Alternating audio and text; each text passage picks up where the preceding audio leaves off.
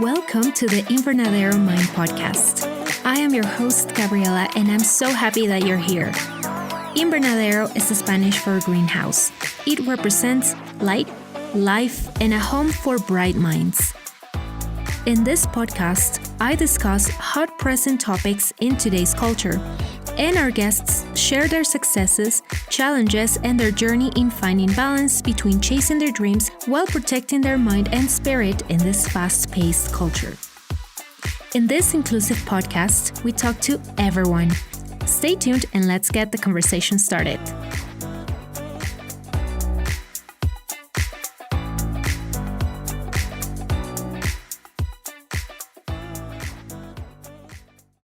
My next guest is an activist, advocate, speaker, and writer. She was named the youngest ever ACT Woman of the Year 2018 and a listee on the Forbes 30 Under 30 list. She has led youth campaigning for World Vision and organized and co-hosted the Canberra Women's March. Ashleigh is the vice president of the YWCA Canberra. She's also deputy curator of the Canberra Global Shapers Hub and co-founded the Girls Takeover Parliament program in 2017. She has advocated for youth and gender equality at an international level and was invited to run workshops at the Youth Commission on the Status of Women at the United Nations. She was recognized as one of Australian Financial Review's 100 Women of Influence. Ashleigh recently launched Raise Our Voice Australia, which is a training program to boost the presence of young female and non-binary voices in public decision-making, which she believes is crucial in this new age. She was selected as one of 50 global young leaders to attend Davos at the World Economic Forum virtually in January 2021. She has all these accolades, and yet she's super humble and friendly. I just love everything about this interview. So let's welcome Ashleigh Streeter. Hello, Ashleigh. Thank you so much for agreeing to do the interview. My pleasure. Thank you so much for having me. What was your childhood like?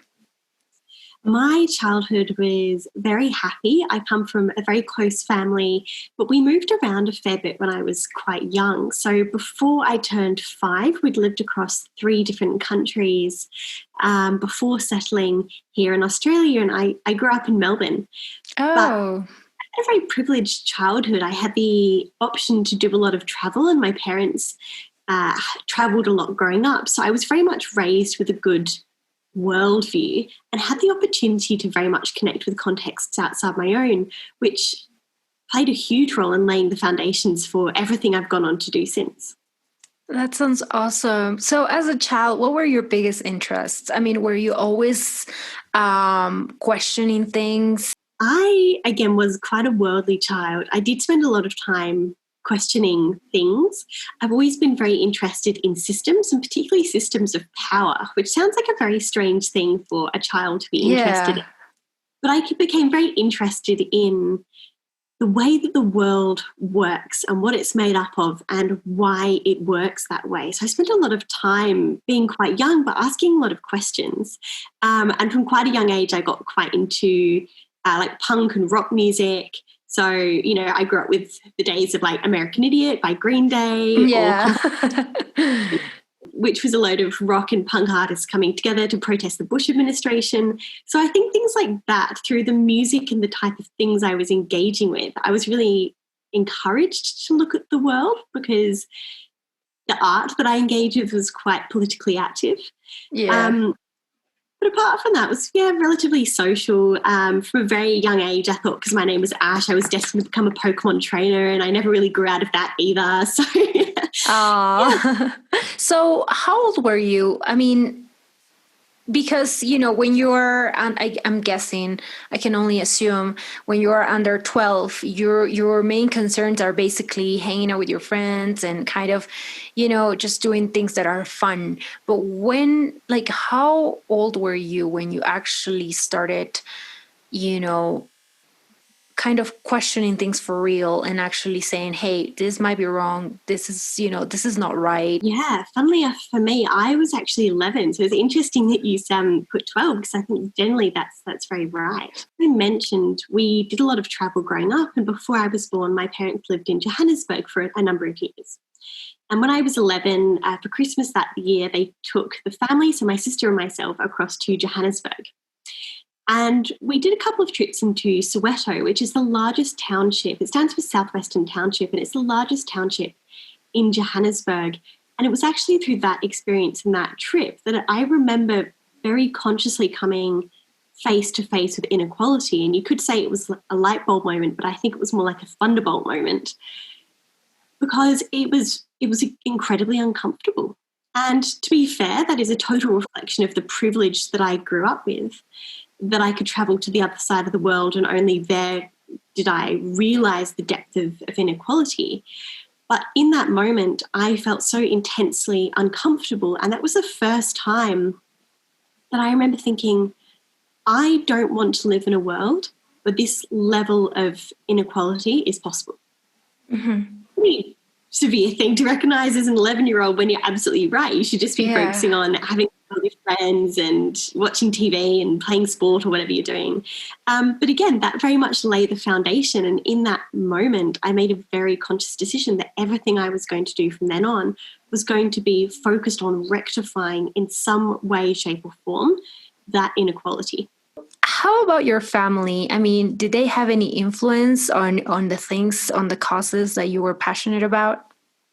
Yeah, a huge influence. As I said, my parents had travelled a fair bit, so they were very aware of the privilege that we live in and we continue to live in. My dad was actually born and grew up in the Caribbean. My mum grew up in the UK, but her father worked for Pan Am when that was still around as an airline company. So again, had the privilege to do quite a lot of travel. And then my grandfather moved and lived on the Ivory Coast for quite a few years. Oh, wow. So again, they were very much raised again with this world view, but also I think quite a strong moral compass. So growing up, obviously it's tough raising a young family, particularly in a country that in where you don't have any support systems, which was the position my parents very much found themselves in. Yeah. But there was always a culture of volunteering, and we were very much raised with this idea that if you're in a position to give back, you should give back. Mm-hmm. So throughout my life, my parents were always volunteering or contributing in some way, whether it was mentoring young people in the industries that they worked in, or even now my mum is a volunteer call taker for Lifeline, which is a mental health service here in Australia. And my dad does mentoring with people through an organisation called the Asylum Seeker Resource Centre. So works with asylum seekers who are new to Australia and who are looking to start up a business or consolidate a professional career. That's amazing. I mean, what great parents you have. That's so inspiring. I mean, it has to be amazing to sit down for dinner and then talk to your parents and just talk about all these things that you're doing to help other people. And that's super, super cool. Now, how about your friends? I mean, while you were, in high school, kind of transitioning onto, senior year, I mean, were you involved in projects to help communities, or it was pretty much you kind of thinking that you were going to do this, after high school? High school was quite, I don't want to say isolating. I had a really good group of friends through high school who I'm still good friends with. But because I had had such a unique experience from such a young age, I think for many years I had quite a different worldview to some of my peers. And that in itself was quite isolating. I think I was very conscious of how I moved through the world, and my parents, my dad in particular, have always been quite interested in politics. So I could come home and have conversations with particularly my dad about some of the things that were happening in Australia or were happening more broadly in the world in a way that some of my friends were doing at that particular point in time. So I was involved with running my school's charity program, but that focused very much on low socioeconomic families in Melbourne, which is still an incredibly important cause. But my school didn't really have a culture of volunteering or giving back at that stage. So in a way, they didn't really know what to do with me. Oh, so what is it that you did? Look, to be honest, not that much. So I ran that program, but again, it was difficult to get traction because that culture simply didn't exist within my school, and my friends were doing it. But I had to put a lot of things on pause until I really got to university, and then felt like I had the autonomy to go and really explore some of these areas for myself. But even in my school careers counselling, because we'd moved around a lot when I was a child, my age to school years were a bit messed up. So I finished my high school education when I was 16.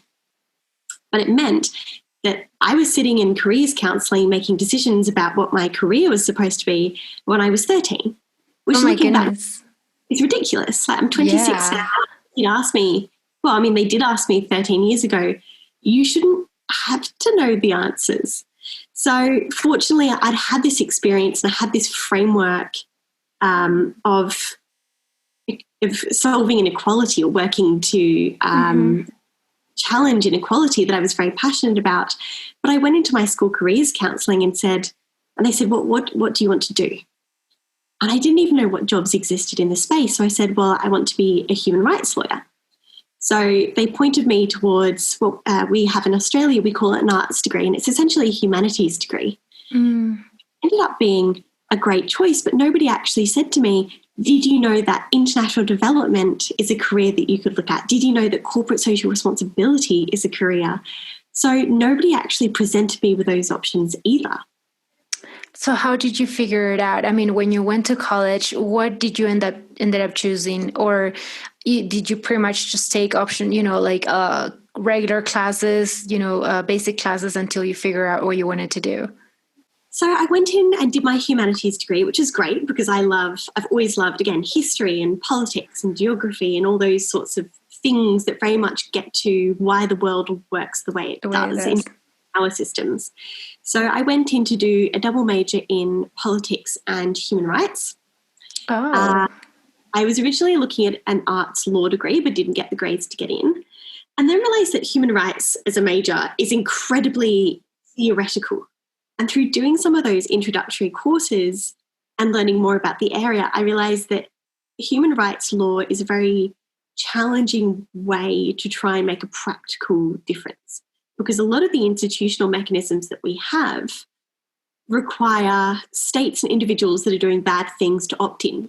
And it also surprise nobody that people who are doing bad things don't tend to opt into the systems that are going to hold them accountable. So I swapped to doing a politics and international relations major instead, but again, it was all quite theoretical. But while I was at university, I took probably the biggest practical step in my activism journey, which was that I applied for an internship with World Vision Australia. And I was fortunate enough to be granted that internship, and through stepping into the international development space, for the first time I really felt like I found people who shared my passions, who shared my worldviews, and I became very involved with World Vision Australia's youth movement. And that was pretty much, again, another key catalyst to everything I've done since, because it gave me the opportunity to figure out who I was as a leader. It gave me an opportunity to be part of a community of people who shared my passions. And it taught me what I could be doing to make a difference, because our work very much focused on advocacy and activism instead of fundraising. It's so cool because while you're doing all of this, you're still very young. So, I mean, figuring out life and at the same time finding a group where you belong. I mean, that has to be such a cool thing, right? Especially for somebody who's transitioning into college. It's not like that for everybody, at least it wasn't for me. For me, it was kind of rocky because I wasn't sure what to do at all. And it took me a couple, years to figure out things and to join different clubs, do different things. And I ended up joining UNICEF in college. And it was one of the coolest things I could ever do, because for the first time you stop thinking about what you can get out of this, out of what you're doing, and rather work towards helping other people, either through advocacy, raising awareness, collecting money to help somebody, or some catastrophic event happen. It's super, super cool. I learned a lot, and I feel like part of the reason why I wanted to start a podcast and kind of raise awareness and bring, give the microphone to people who are working towards achieving things that are great and that can help people is that, I was able to learn a lot while, volunteering at UNICEF. And just to learn so much about things that normally people don't know, Yeah. statistics. I mean, they're pretty alarming, and you don't know those things unless you go out of your way to go and investigate and see what's happening, and that to me was mind blowing. I was like, I mean, how come people don't know this? How come people are not more worried about what's going on in the world? So that was pretty eye opening to me. Now, as a young woman, being an activist means having to face other challenges. For example, being taken seriously. Have you ever been in a position where you had to kind of prove yourself to make your point, and what happened? All the time. As I mentioned, I finished school at 16. So I started university just before I turned 17, and I'd finished my undergrad degree by the time I was 19. Wow. And I had to make a very conscious decision about where to go next, because I thought, right, I'm theoretically qualified, but if I go to employers now and start asking for full-time jobs, I'm very aware of the ageism that exists against young people, and I'm just not going to be able to get a good job. Yeah.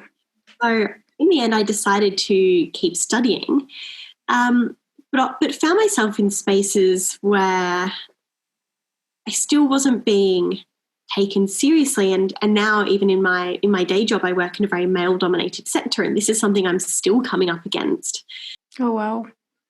Socially, we've still got a real prejudice against young people. There's this idea that millennials are entitled and we're lazy, and as you said, we don't care about the world around us. Yeah.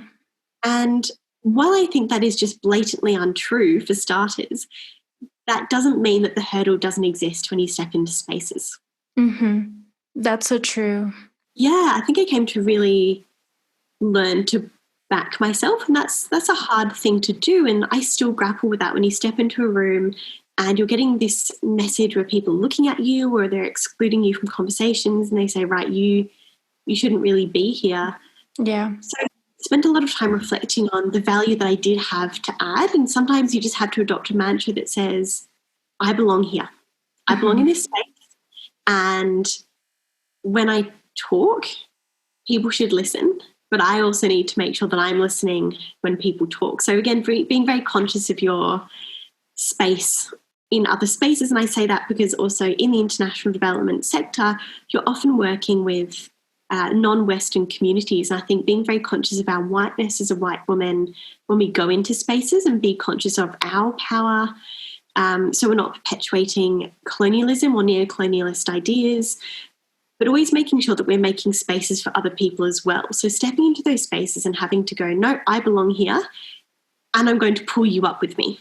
Yeah, that's so cool. That's a great way to put it.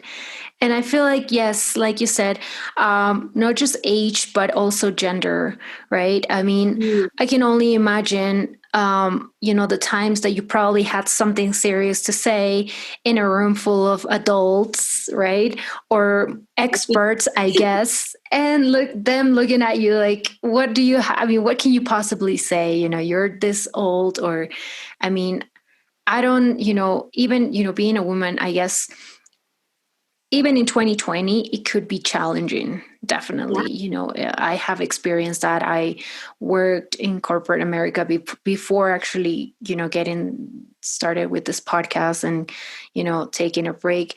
And that happened to me so many times. I mean, at all levels, right? And you would think that this is something from the past, that, it's no longer happening, but it is. We just choose to either fight back or just deal with it. And that, I feel like there is something very disappointing about that. I feel like we should definitely encourage women to fight back and say, this is, even though I'm this old, or even though I'm a woman, I have something to say. And that doesn't invalidate what I know, especially when somebody's young, right? Right now, there are so many young people that are activists, and reading about them is so cool, because, I mean, there are so many refreshing ideas out there. But reading the comments of these posts are also, kind of disappointing, because you read, I mean, there are positive, answers, but at the same time, you read people saying, what does she know, or what does he know? He's only this much old. I mean, what do you know about the world? But I don't think we should focus on the age, rather, what can they offer? I mean, what are they experiencing? What are they seeing from their point of view, right? 10, 11, 12, I don't know. I mean, there are so many young activists nowadays that it's pretty cool to see. Now, tell us about your experience co-hosting the Canberra Women's March. So, Canberra Women's March, it was very interesting, again, taking a social movement that has been so big in another country and applying it here in Australia. And obviously, we know that the Women's March movement started in response to, I hate saying this phrase, President Trump's election. And it was very interesting. So I hosted it and is still the chair, but we had our last event in 2019. Unfortunately, we couldn't have it this year because at the time when it would have been happening in sync with the global movement, so I think it's around January the 18th. Around my partner's birthday, I remember that, and he's on the 16th. We were in toxic bushfire smoke. So we obviously experienced really big bushfires in Australia and up here in Canberra, we were not actually okay to go outside at that time because our air was something like 3 times the legal limit of toxicity. Not the legal limit, sorry, the health recommended limit. But the year before, in 2019, it was great. We did a lot of thinking around how to make it an accessible event. So in the end, we didn't do a march. We did more of a circle. And that was in response to some feedback we got from persons who live with disabilities and elderly persons, because in January, it's one of our hottest times of the year. So we're looking at between 35 degree and 20 degree days. Wow. And obviously, if you are somebody who is from a vulnerable population, those temperatures are really quite challenging, let alone for the average person. What I love about the Women's March is that there aren't very many spaces in society where it's okay for women to be angry. And reflecting on what you just said, again, the prevailing sexism in these spaces, when we hear women expressing emotion, there's always some form of deflection where we go, oh, she's got a period, or she's too emotional. This shows why women can't be leaders. So it's really difficult to find spaces for women to legitimately express emotions. Yeah. And what I love about the Women's March movement is that it brings women and gender diverse persons together to be angry. And so I cool. think that is so invaluable because, goodness, we need those spaces. There are so many things that we should be angry about. Definitely. I love that. And I read that somewhere. Some girl posted something on Instagram that I loved, and I wish I would have saved it or sent it to somebody, and I lost it, of course. It was in my feed. And then, how you go and you kind of swipe up and then boop, there you go. She said something like, why is it that every time we express our feelings, something has to be wrong with us? And that's a question that makes me angry to think about, in the sense that, because it happened to me, right? You are angry about something and immediately people assume, oh, she, like you said, she's in her period. Oh, she had a bad day. She's emotional. But why?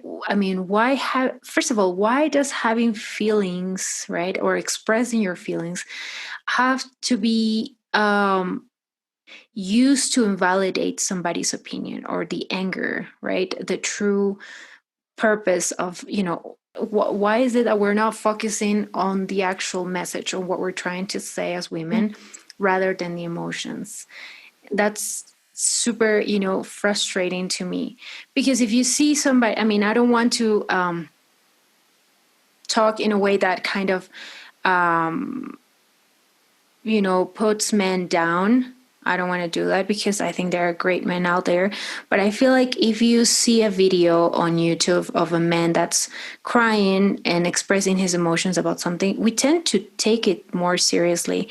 We actually listen and say, oh my goodness, I feel so bad. Why is he crying? There must be something serious going on.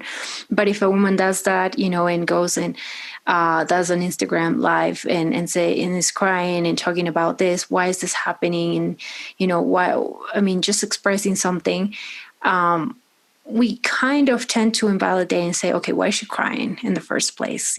Mm-hmm. Now, you are also a speaker. How did that happen? Because, being a speaker is not that easy. First of all, you have to be comfortable, speaking in front of a big audience. How did that happen? Funnily enough, I think it kind of evolved organically. I have always been somebody, for better or worse, with something to say, and again, being very connected with the world. I have a lot of opinions about things. And fortunately, I think through my activism and some of the things that I've done, people seem to decide that I was worth listening to, which is a real position of privilege. I am still not always a comfortable speaker. I would be lying if I said I didn't get nervous before speaking to crowds. I absolutely do. And nerves is great, right? Because if you're not nervous, there's that bell curve of peak performance, and you have to be somewhere on the way up to the center of the bell curve to actually hit your peak performance. But I always think public speaking is like a muscle. If it's something that you do little and often, it feels far less fearful than if you're doing it once in a blue moon. That's so cool. What was your first event? Like, what did you talk about and where was that? My first event, and I remember this very clearly because I've still got the poster up at home, was in 2013, and it was on a panel for a youth organisation here in Australia called Oaktree. And Oaktree is a youth-focused organisation that works in the area of international development. And that in the lead up to our 2013 election, it was looking very likely that our Australian aid budget, our overseas development assistance budget, was going to be cut. And the work that I was doing with World Vision in partnership with Oaktree was campaigning against the decision to cut the aid budget, and was very much saying, hey, Australia is a very rich country. We can afford to support other people in this world, and we should be doing so. So that was the first public speaking opportunity I did, actually, and the first panel that I ever sat on. Through the research that I did, I could, I saw you speaking in front of a lot of people. How how many people are we talking about? What was your biggest audience? Maybe 800. Wow, that's a lot. Yeah, it is actually. No, I've never thought about that before. Yeah, probably about that. It's a lot of people. How do you prepare for those presentations? Do you spend weeks in advance, talking to yourself, or do you just kind of outline something and go for it? That's actually it's been quite an evolving process, and I have spent a lot of time thinking about how I best prepare. I think the challenge for me is that a lot of the speaking that I do is unpaid. Mm-hmm. And if you're paid, then obviously you can give more time to things than perhaps you could if you were having to donate or volunteer your time. So now that I've started to do more paid speaking, I can afford to put the time into writing a good speech and rehearsing the speech. And that's it. If you're speaking for, say, half an hour on something, it might take you a good couple of days to write the speech, because it's not only making sure that you've got something good to say, that you're speaking on the topic, that you've got a good narrative and that everything you're saying makes sense, but you have to make sure that it's sticking to time as well. So you're constantly having to read it through and read it through and read it through and really familiarise yourself with the content.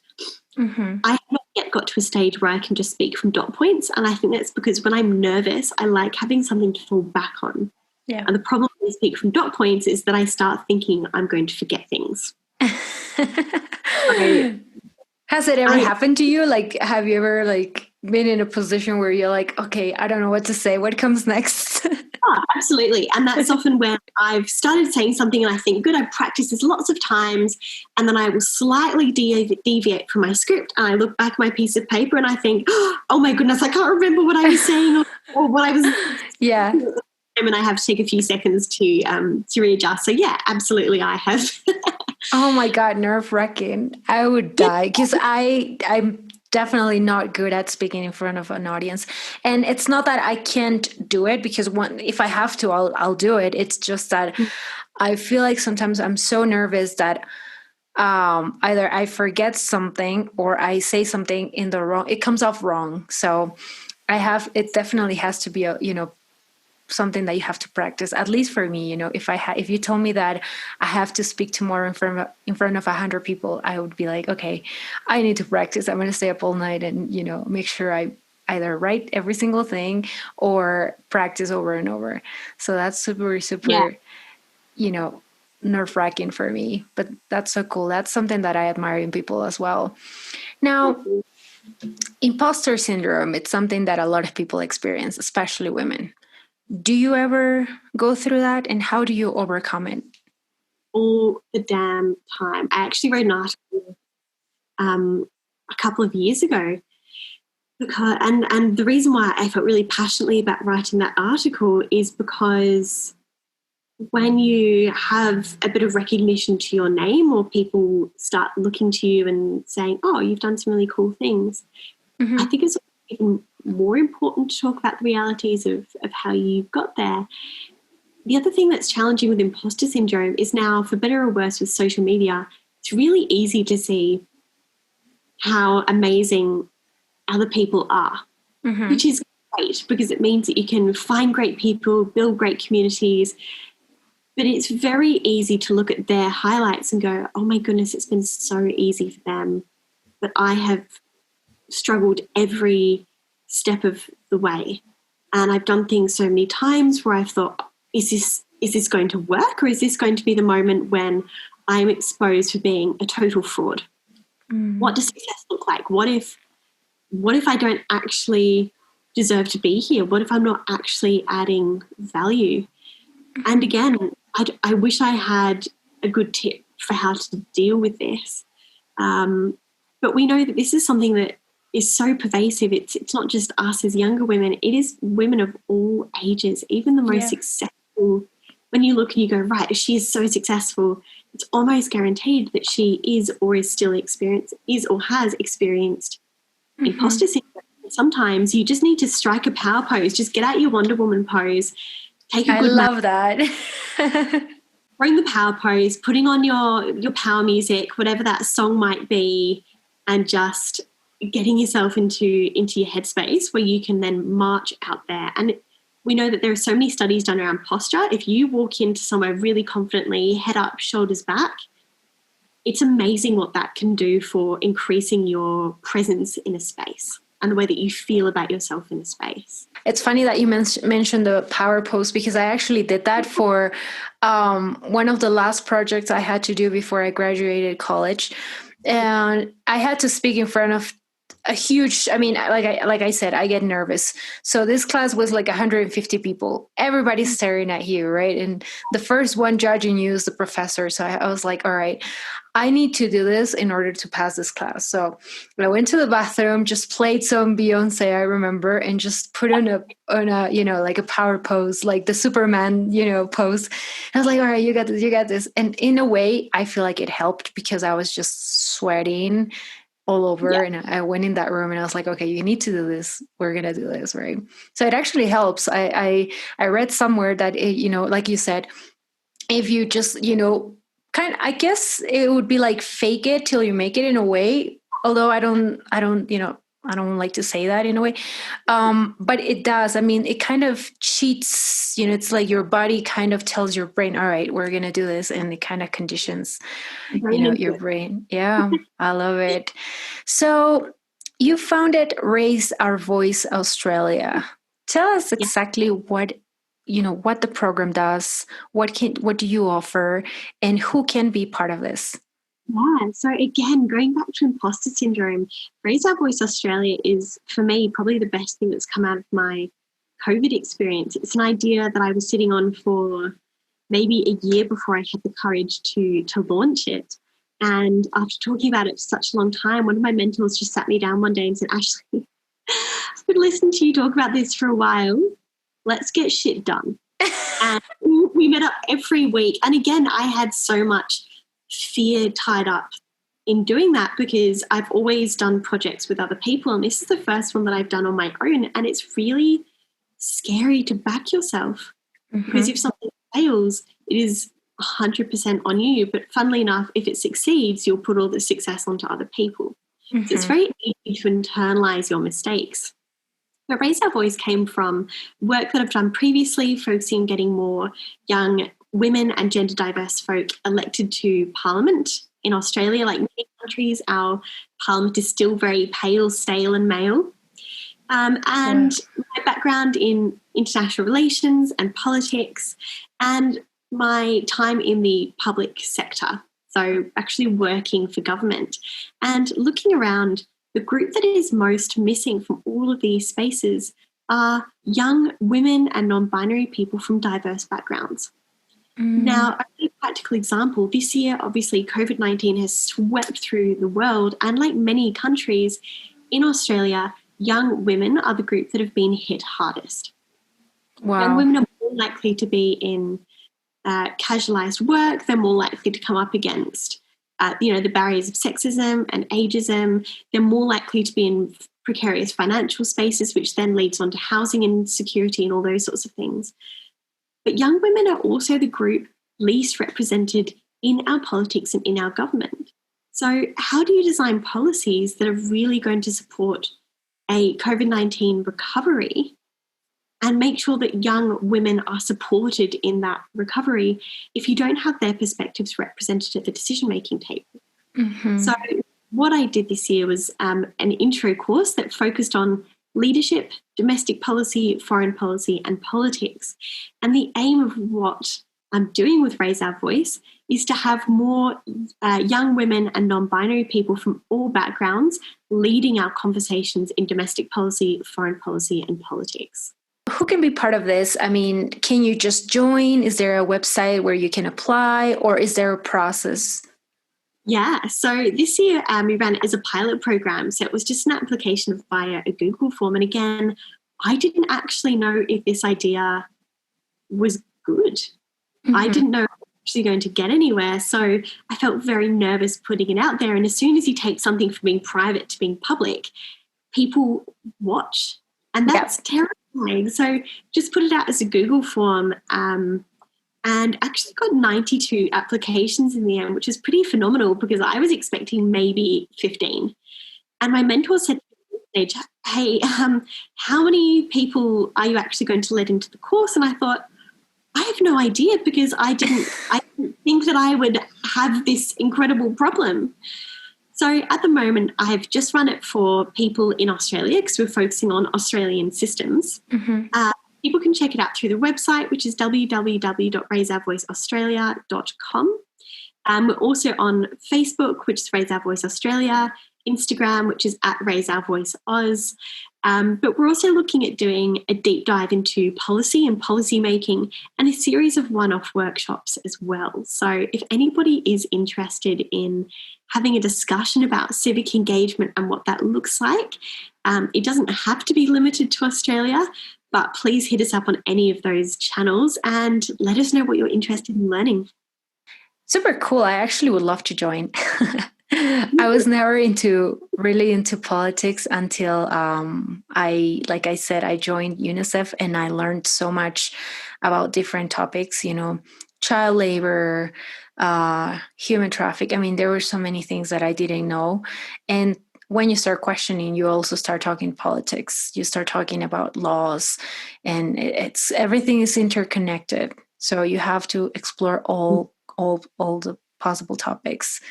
Yeah. Now, for this program, did you get funding? Did you have to pitch somebody, or you basically just saved, used all your savings and kind of went for it?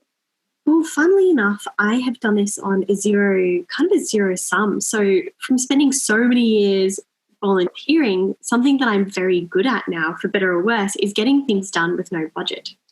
And when I say no budget, I'm talking purely about money, because as you know, in the volunteer sector, our main resource isn't money, it's time. So you give time, you receive time, you trade time. Time is your main commodity in the volunteer sector. So I wrote the program myself, came up with the concept myself. I ran it myself over Zoom. So it was a full online delivery because obviously COVID-19. And I did it on no budget, but also I designed it so that I had no costs, which in one way is excellent, but the cost really was my time. I'm not going to lie, it was very time consuming and it was a lot of hard work. And that also impacts your health. It impacts your downtime. I went through a patch of chronic severe burnout, and I do have to manage a few health conditions. I live with chronic pain and a few sleep conditions. Oh, wow. So you need to be conscious of your mental health as well. This has been a really traumatic year. So Definitely. there weren't costs. There were absolutely costs. They just weren't financial ones. So what I'm doing now is I've gone back to my original concept and gone, okay, what's the thing that makes this successful? It's not only impact and monitoring and evaluation of impact, it's sustainability. And whether I like it or not, financial sustainability is one of those things you need to account for. So I'm actually in the process as we speak of writing the strategy and trying to turn this into a proper organisation that can receive money. Because I don't want to keep burning myself out. And when I take on a team, I don't want to keep burning that team out either. That's not fair. Yeah. And that means I need to figure out how to make money. Yeah, definitely. And you deserve it. Again, when you're worried about all these things that are affecting you, it kind of also kills creativity in a way, and you want to you want to basically give, birth to all these great ideas. But if you're tired, if you're burned out, if you're, stressed, I feel like in a way you could be self-sabotaging, so definitely it's something to consider.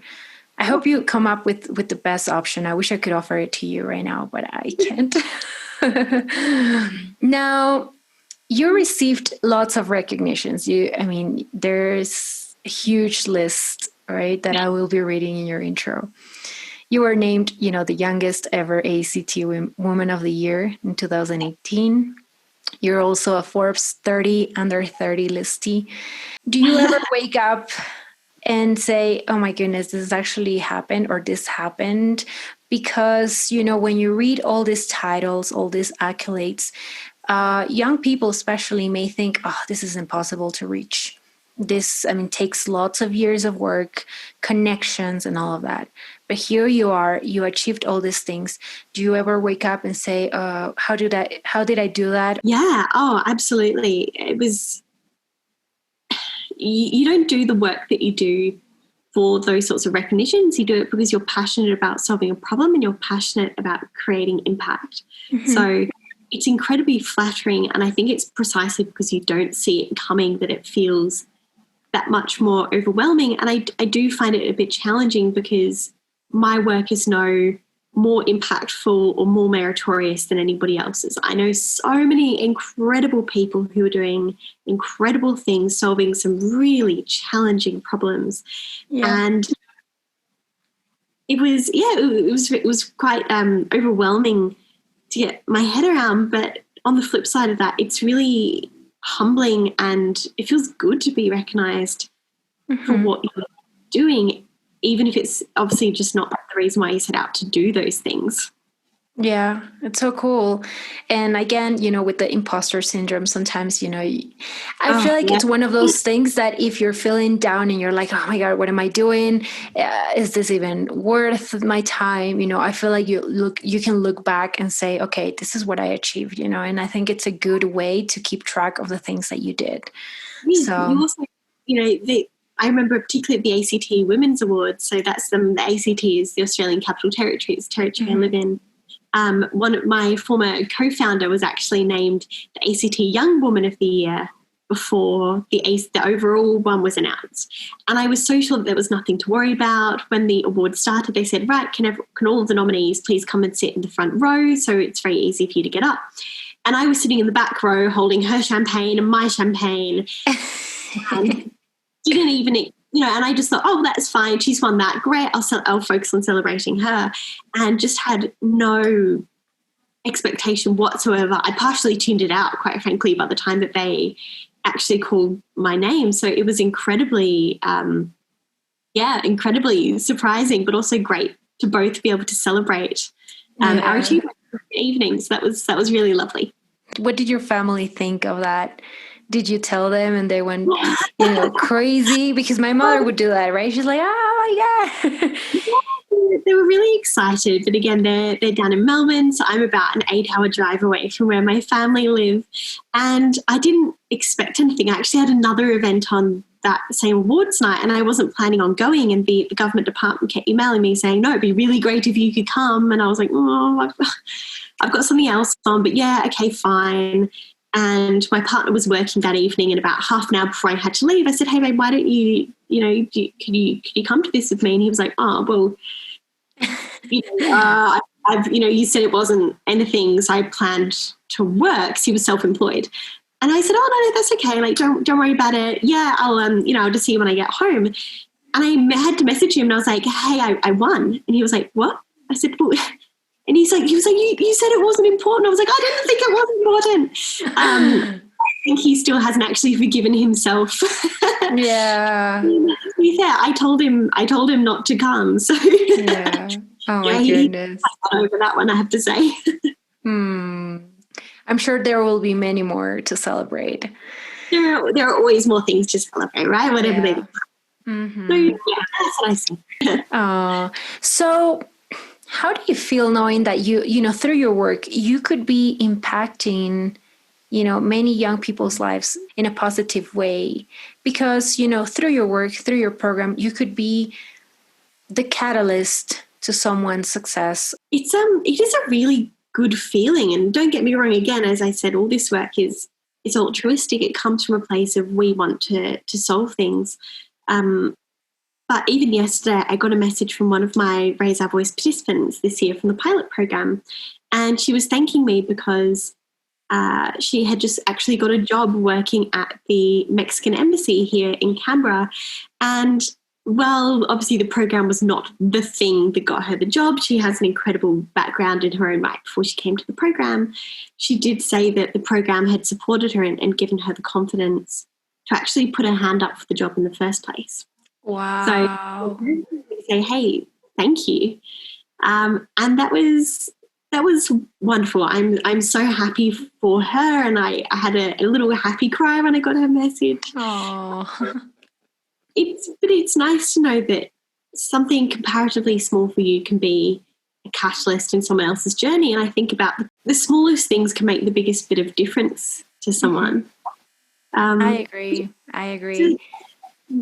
Awesome. Now, what advice would you give somebody, a young boy or girl, who wants to start being more active in their community?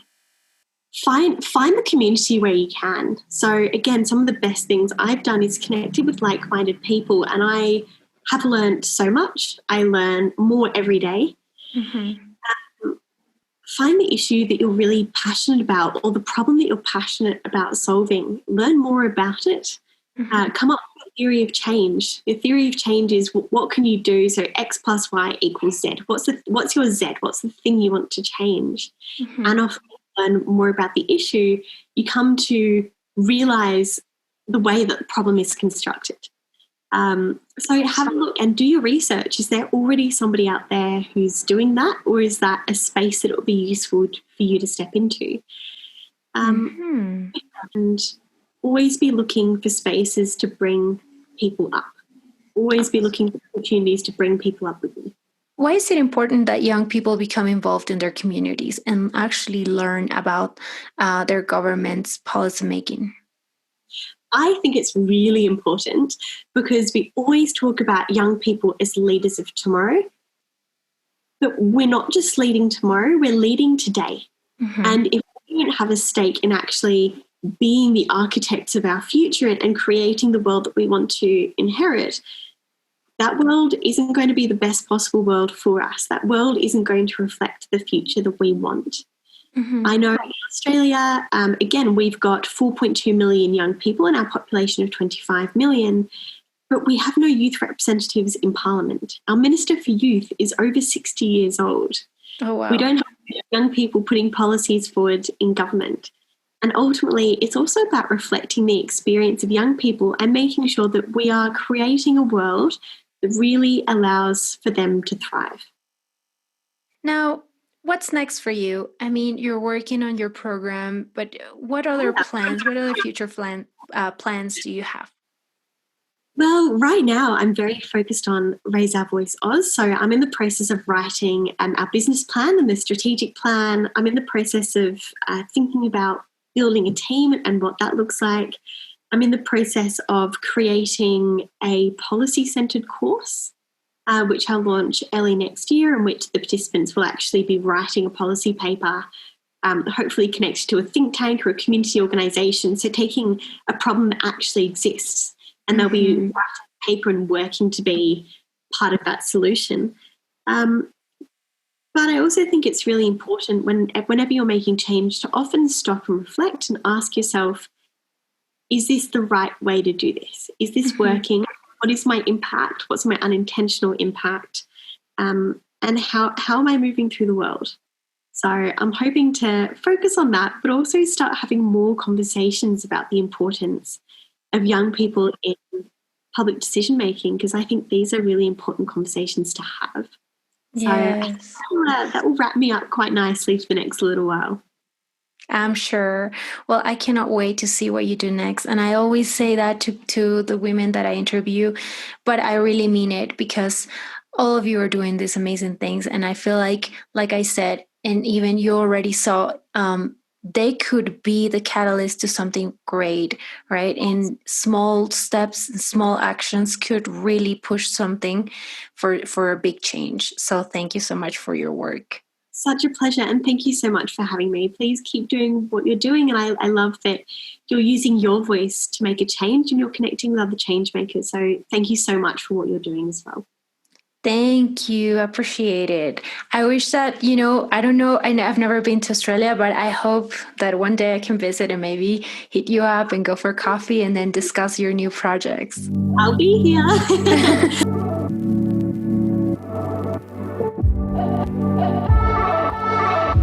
Thank you for listening to this episode. You liked what you heard? Tell me what you liked in the review section. And if you want more episodes like this, please share your suggestions. After this episode, the conversation continues in our new Facebook group. The question of the day is, would you like to be part of the Raise Our Voice Australia program? Let me know by joining us at the Invernadero Mind Facebook group and share your thoughts. I can't wait to see you there.